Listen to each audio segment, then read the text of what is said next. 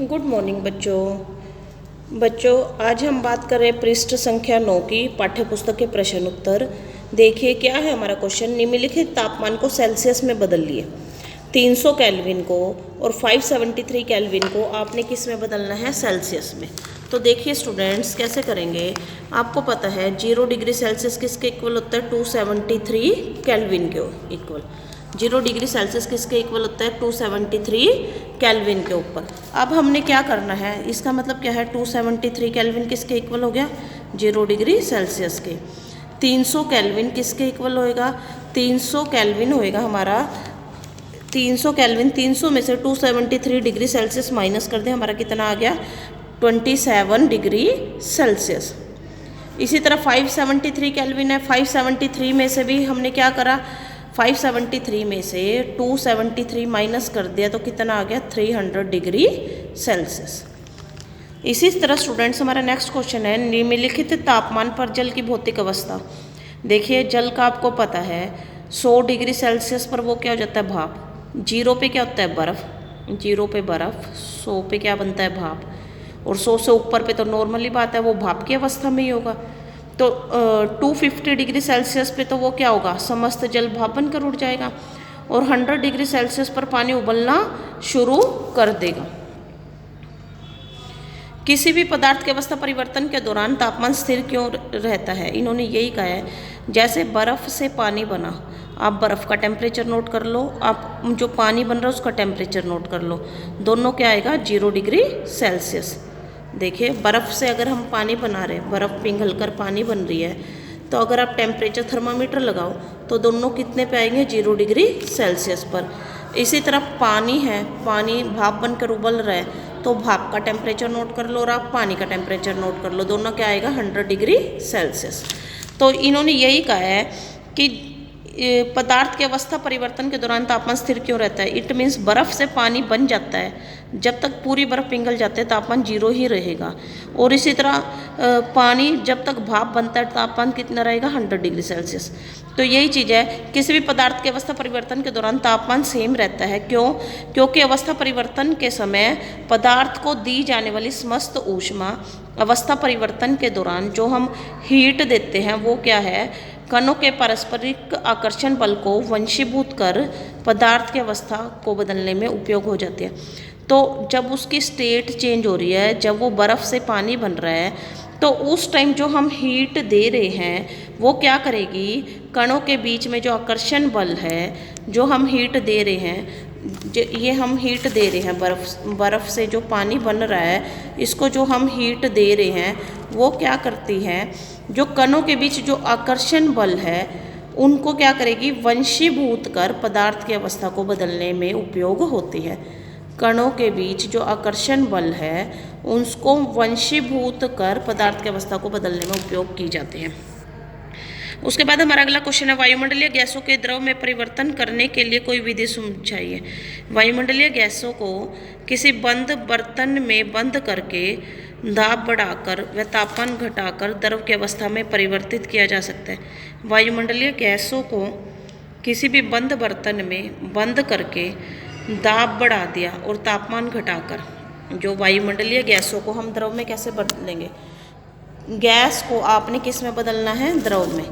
Gas को किस में बदल रहे हो आप? द्रव में। तो गैस को द्रव में कैसे बदलोगे? तो आपने क्या करना है? एक तो तापमान जो है वो घटाना है, तापमान तो घटाना है, और क्या है? प्रेशर आपने क्या करना है? बढ़ाना है, दाब बढ़ाना है। तो दो कंडीशन करनी है आपने, एक तो तापमान घटाना है और एक क्या है? दाब बढ़ाना है, अगर गैस को द्रव में बदलना है। उसके बाद स्टूडेंट्स हमारा अगला क्वेश्चन है, ये हमारे कारण बताओ आगे कि गर्म शुष्क दिनों में जो गर्म और सूखे दिन होते हैं, जैसे जून वाली गर्मी होती है, इसमें कमरे में जो कूलर है वो अधिक ठंडी हवा देता है। क्यों? देखिए गर्म शुष्क दिनों में, शुष्क दिन है, सूखे दिनों में क्या होगा? आर्द्रता कम होगी, है ना? जो हमारी हवा है, हवा में क्या होगी? आर्द्रता कम होगी।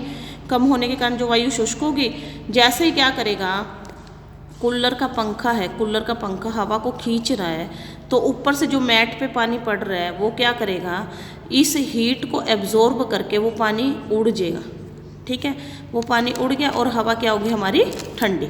तो यही चीज़ है कि इन्होंने क्या कहा है, गर्म सूखे दिनों में क्या होती है, आर्द्रता हमारी वायु क्या होती है, सूखी होने के कारण, जैसे कूलर का पंखा हवा खींचता है तो जो कूलर पे टपकता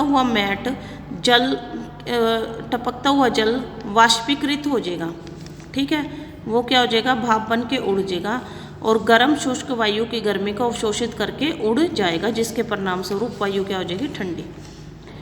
गर्मियों में घड़े का जल ठंडा क्यों होता है, देखिए क्या है, घड़े में छोटे छोटे छेद होते हैं, घड़े में छोटे छोटे क्या होते हैं, छेद, तो और घड़े का पानी क्या है, रिसता रहता है।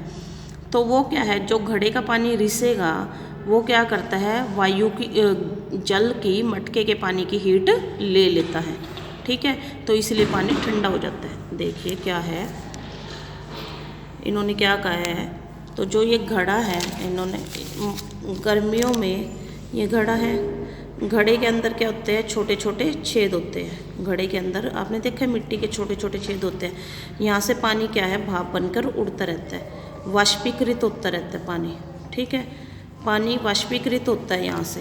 तो वो पानी को वाष्पीकृत होने के लिए हीट चाहिए, वो हीट कहाँ से लेगा, मटके के पानी से, इस घड़े के पानी से, ठीक है।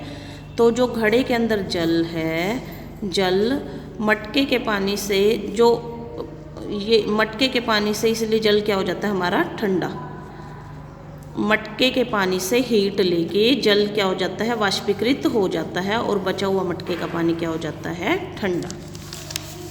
तो देखिए यही है कि घड़े में छोटे छोटे छिद्र होते हैं, ये घड़े का जल वाष्पीकृत होता रहता है, वाष्पन के लिए हीट कहाँ से लेगा, वो घड़े के पानी से, तो बचा हुआ घड़ा का पानी कहाँ ले लेता है, क्या हो जाता है, ठंडा हो जाता है। उसके बाद हथेली पर हम नेल पेंट रिमूवर डालते हैं तो हमारी हथेली ठंडी हो जाती है, क्यों, एसीटोन हो, पेट्रोल हो या नेल पेंट रिमूवर हो, डालते हैं तो हमारी हथेली ठंडी हो जाती है, क्योंकि क्या है, हथेली पर अगर हम एसीटोन डालेंगे तो एसीटोन क्या है, वो हथेली से क्या ले लेगा, ऊर्जा लेकर वो वाष्पीकृत हो जाते हैं। अब हथेली से ऊर्जा ले ली तो हथेली क्या होगी, वाष्पीकृत। मेन कारण क्या है, जो एसीटोन है हथेली से ऊर्जा लेके वाष्पीकृत हो जाते हैं, इसलिए हमारी हथेली क्या हो जाती है, ठंडी। उसके बाद है, कप की अपेक्षा प्लेट से हम गर्म दूध चाय जल्दी क्यों पी लेते हैं, देखिए क्यों है, क्योंकि कप का क्या है, कप का सरफेस एरिया कम होता है, प्लेट का सरफेस एरिया ज़्यादा होता है, और सरफेस एरिया सतही अक्षेत्रफल डायरेक्टली प्रोपोर्शनल है वाष्पीकरण के। देखिए क्या है, प्लेट का जो सरफेस, कप का सरफेस एरिया थोड़ा है और प्लेट का सतही अक्षेत्रफल क्या है, ज़्यादा है। सतही अक्षेत्रफल हमारा डायरेक्टली प्रोपोर्शनल है किसके, वाष्पीकरण के, ठीक है। तो जितना ज़्यादा सतही अक्षेत्रफल होगा उतना ज़्यादा क्या होगा, वाष्पीकरण। सतही अक्षेत्रफल डायरेक्टली प्रोपोर्शनल है वाष्पीकरण के, जितना ज़्यादा सतही अक्षेत्रफल उतना वाष्पीकरण, इसलिए प्लेट में जल्दी दूध चाय जल्दी ठंडे हो जाते हैं। उसके बाद है, गर्मियों में हमें किस तरह के कपड़े पहनने चाहिए, गर्मियों में हमें सूती कपड़े पहनने चाहिए, क्यों, क्योंकि गर्मियों में पसीना ज़्यादा आता है, ठीक है, वो पसीना वाष्पीकरण के दौरान द्रव की सतह के कण हमारे शरीर से, जो वो पसीना है हमारे शरीर से ऊर्जा प्राप्त करके किस में बदल जाता है, भाप में, ठीक है। तो वाष्पीकरण की प्रस्तुत ऊष्मा के बराबर ऊष्मीय ऊर्जा हमारे शरीर से अवशोषित की जाती है, जिससे शरीर क्या हो जाता है, वो पसीना भाप बनकर उड़ता है। वाष्पीकरण की प्रस्तुत ऊष्मा के बराबर ऊष्मीय ऊर्जा हमारे शरीर से लेकर अवशोषित हो जाता है, जिससे शरीर क्या हो जाता है, ठंडा। इस सूती कपड़े पहनने से जल का अवशोषण अधिक होता है, इस कारण हमें क्या है, गर्मियों में सूती कपड़े पहनने चाहिए। स्टूडेंट्स, आज के लिए ये क्वेश्चन आपने नोटबुक में नोट करने, साथ में आपने लर्न करने। हैव अ नाइस डे बच्चों।